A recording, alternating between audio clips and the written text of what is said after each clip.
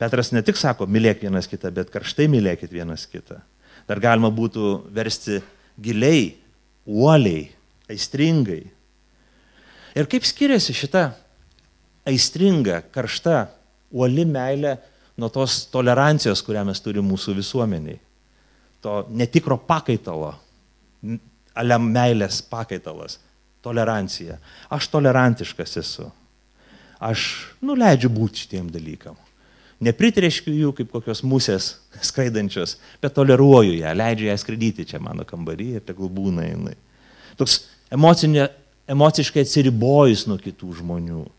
Aš leidžiu, jiems man nekliūna, aš praeinu pro šalį, galbūt kitą kelio pusę.